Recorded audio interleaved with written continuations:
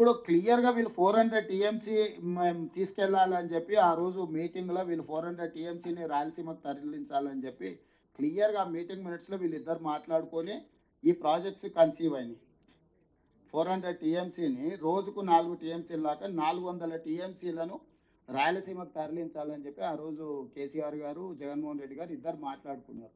ఇప్పుడు వారు డైరెక్ట్గా 200 చూపిస్తున్నాడు, ఇండైరెక్ట్గా 100 చూపిస్తున్నాడు, 300 టీఎంసీకి. యాక్చువల్గా దీన్ని ఆలోచన చేసినప్పుడు 400 టీఎంసీలు తీసుకెళ్లాలని చెప్పి ఆ మీటింగ్లో ఇద్దరు ముఖ్యమంత్రులు ఆ రోజు మాట్లాడుకున్నారు. దాని మీదనే రాజేందర్ గారు అదేవిధంగా వీరు ఇద్దరు రాజేంద్రనాథ్ రెడ్డి ఇద్దరు క్లియర్ గోదావరిలో సాగుదాం, ఈ అన్ని అక్కడికి తీసుకెళ్దాం, ఒకటి కాదు ఇది కాదని అన్ని క్లియర్గా మీటింగ్ మినిట్స్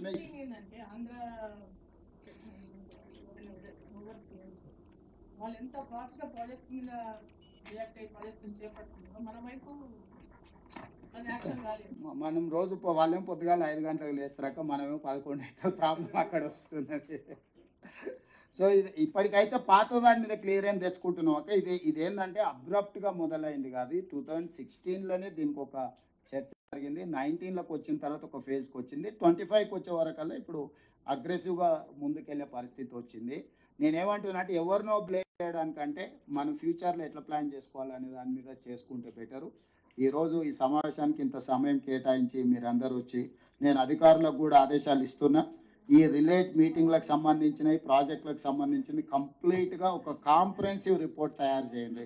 అందరు ఎంపీలకు సర్క్యులేట్ చేయండి. ఇది ఆల్ పార్టీ ఎంపీస్కి, రాజ్యసభ లోక్సభ అందరు ఎంపీలకు సర్క్యులేట్ చేయండి. అవసరమైతే మిగతా రాష్ట్రాలకు, ఎందుకంటే మన కర్ణాటకతోని ఏం రిలేషన్, ఆంధ్రప్రదేశ్తో కూడా సేమ్ రిలేషన్, మనకేం లేదు. అప్పర్ కానీ లోయర్ కానీ ఈక్వల్గా వాళ్ళందరితో కలిసే ముందుకు వెళ్దాం.